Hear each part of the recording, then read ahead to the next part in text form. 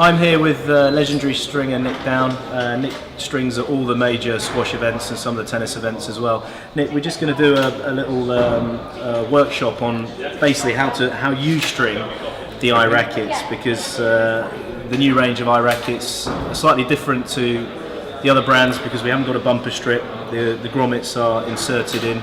This is all to maximise on balance and weight.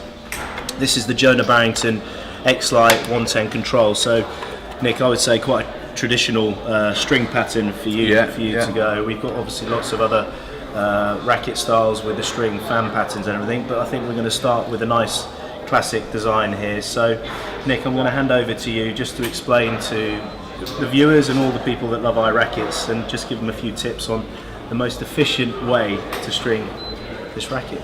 Okay.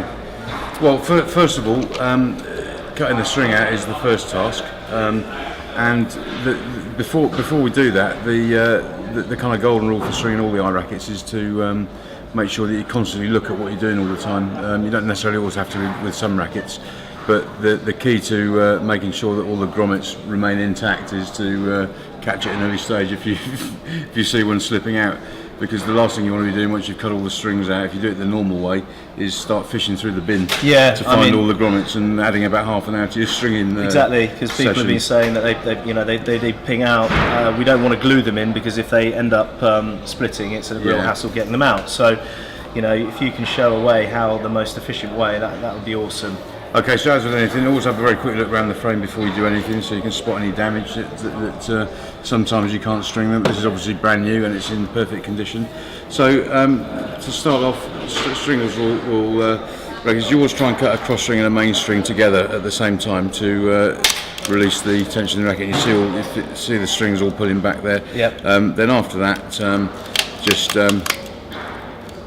cut away from the centre of the racket until you've broken all of the strings. Now normally we would just start separate all the strings there and start pushing them out from the inside to the outside of the racket. Right. The risk with these is that you'll because the grommets are kind of free moving on the inside but have a little cap on the outside. Yep. If you push them that way, they can move out with the string. Yep. Particularly with the new Eye Rackets, the factory string and the way the stencils are put on makes the string quite thick, and it can catch the grommets on the way out. Yeah, you can see that there. It is quite thick. And it does catch on the grommets sometimes if you push it out, and almost certainly will push a few out. What I do, I'm sure there's other ways of doing it, is I push the strings out only an inch or so that they're just outside the frame. Yep. Makes it look like it's got a bad haircut.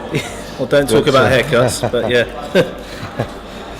And this is a kind of extra stage that you wouldn't normally have to go through with conventional grommeted rackets, but it doesn't really take a great deal of time.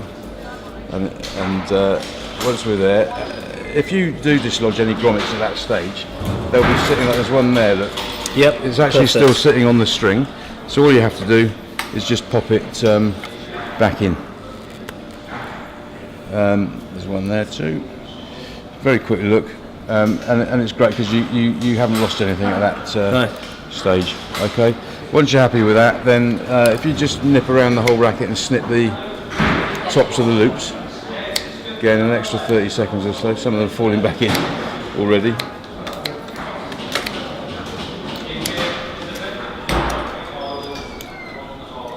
So, nobody's actually really good at this because you don't do it with most rackets. No.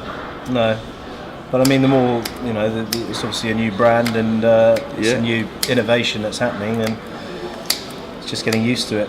But this is perfect even for myself. I've never actually strung a racket in my life. Would you believe that? Typical. Just get someone to do it for me.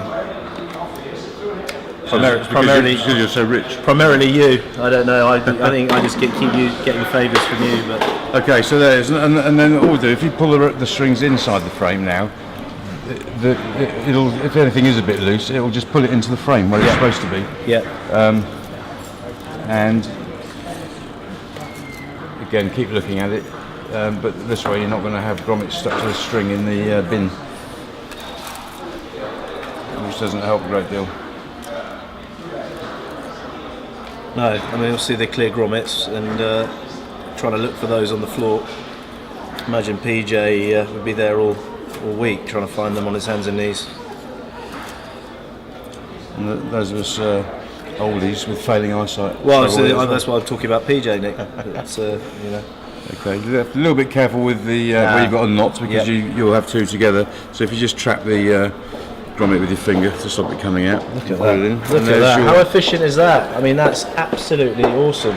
There's one gone there, believe it or not, which in some respects is a good thing, because we can look at the spare grommets as well. Absolutely, yeah. Okay, so we lost one there. That was done on purpose. So, fortunately, I also sell spare grommets for the rackets. So each set only costs about £5 or £6 or something like that, and they have enough different types of grommet on there to cover every racket in the range. So there's not loads of different sets, just the one, and all you need to do is just pop it in the vacant hole,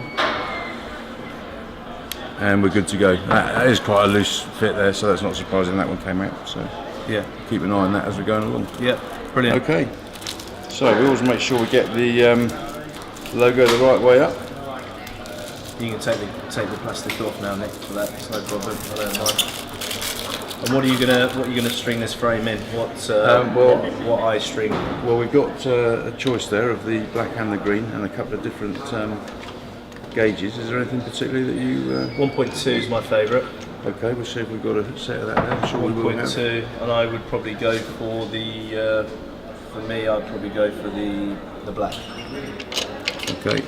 Just going on about with appearances, I'm quite into. I think the black would look very smart with the white stenciling, so black for me today. Okay.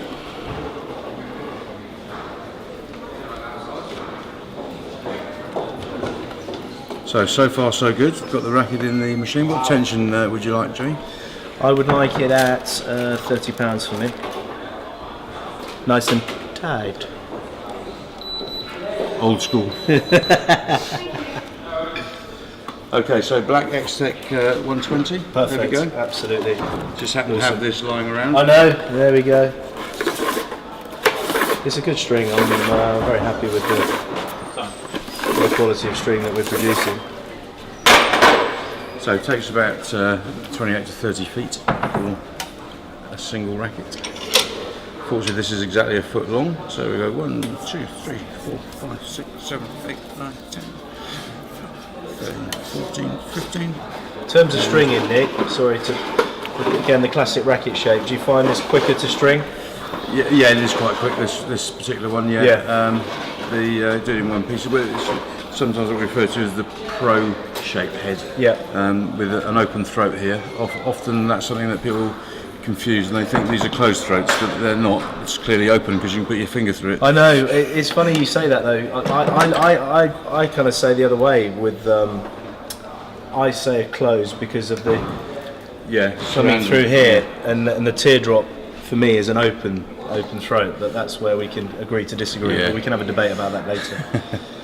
Okay, so we're ready to go. This particular one has 3 loops of string in the throat, so that's effectively the centre loop is where the start is from. Yep. We'll come down from the top. Now, when you put the string into the frame from the outside, it's fine because again you're pushing the grommet into the frame. When you get down to the bottom, or not the bottom, but when you're pushing from the inside of the frame, there's a risk now that you can dislodge the grommet because the pressure is moving it outside the frame. So when you're doing the mains, it's easy enough to just pop your finger on to make sure it doesn't come out, and keep an eye on what you're doing, you know, in case you dislodge it. Again, going back in there is no problem, but here you need to just be careful. So you have to have good hands for this one. Yeah, the other way to do it, usually we try and pull everything through without getting too much friction on the frame, but if you put a bit of sideways, up, down pressure, you can actually put some sideways pressure on the grommet so it jams it against the frame of the racket. And so that has kept it in. So we just need enough string through to do one half the racket and the 2 top cross strings. So I'll just check that. So that's 2, 3, 6. That's 7 mains, 2 crosses, don't need quite that much, and we're ready to go. Awesome.